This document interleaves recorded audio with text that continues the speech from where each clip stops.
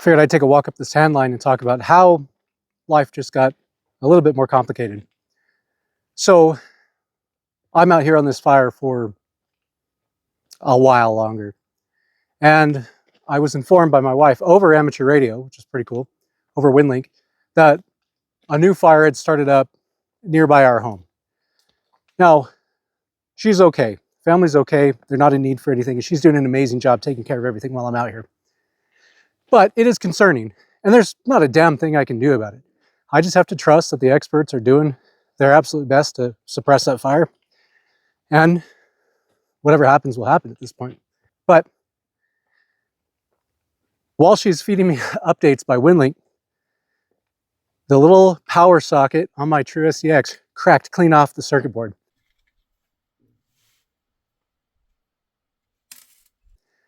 Well, that was a bit of a problem. So I was just left with the half a watt that the micro USB plug can power the true uSDX with. And I was still able to hit one gateway, W7OWO. I love that guy, Brian.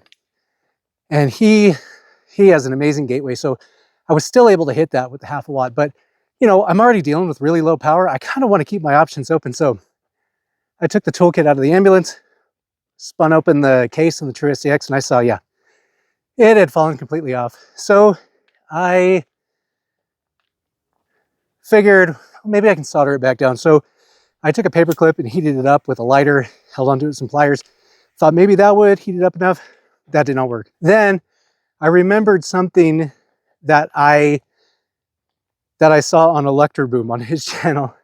He was fixing his daughter's cell phone, and he simply just took a torch to the circuit board, just straight up to the circuit board to try to lay some points down that he thought had become desoldered. So I figured I'd do the same. So I just took a lighter and I clamped the piece down to the circuit board with those pliers and took a lighter to it, and it laid the solder points back down.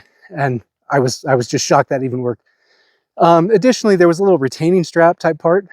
At least I think that's what it was. So I just used a folded up piece of paper, torn up piece of my lunch sack, and wadded that up so that it would apply pressure between the two circuit boards against that plug.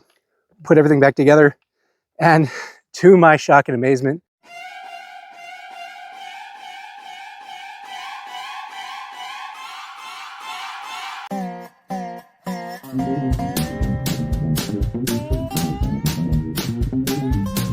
it worked. And I was able to download a viewer WinLink email from Bob, AK9R. And he just said he's enjoying the videos and he hopes I get home safely. And that brings me to the next topic that I would like to talk about. So every morning at briefing, we'll typically get a safety message from the safety officer. And a couple days ago, our safety officer gave probably the best safety officer's briefing that I've ever heard. I've been in the wildland fire arena for about 9 years now. And these things are usually a drudgery, but this one was amazing. And so I wish I had recorded it, because I don't know if I'm going to do it justice, but I'm going to do my very best to recreate what our safety officer said. The first thing he said is, everyone needs to have communications, right? We all need to have our radios with us. And he actually said, when we don't have communications, people die. You may have some sort of incident nearby, the fire's blown up or whatever, and if you don't have any sort of communication so that people can tell you about it, you're at risk. The next thing he said was, when you are communicating, and this is important for emergency communications, because these emergencies, disasters, any sort of type of unusual incident, it does not happen in good times when people are well rested and of their most calm mindset. And so he said, when you're communicating with me and you come at me hot, I'm not listening to you. I don't hear what you say. All I see is some guy angry at me. I really hope you could hear those snags falling in the background. And so he said, do your very best to maintain a cool, calm demeanor.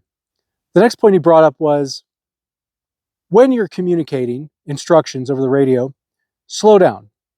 So if you get on the radio and you're telling somebody, hang a left on the 1627 road and then turn right on the 430 road and then take a U-turn and then take a, whatever. Slow down. People need to have some time to write that stuff down. I really hope that message hit home with everybody listening like it did for me. I thought that was a really good reminder, not only to keep cool, slow down, and then keep your radio on you at all times. So tell me in the comments what you all think about that advice. It's simple, isn't it? Yet so critical. Also on my mind is why more people don't take communication seriously. Why people don't learn how to use their radios, especially in emergency services. Why don't more people learn how their radios work, how the repeater system works, how to maximize their potential? Why do so many people leave their radios in the truck, knowing that it's such a critical piece of safety equipment? Is it normalcy bias? Is it just more comfortable not to think about it? Is it really that much of a psychological hurdle to learn about how wireless communications work? I'd like to hear your thoughts on that.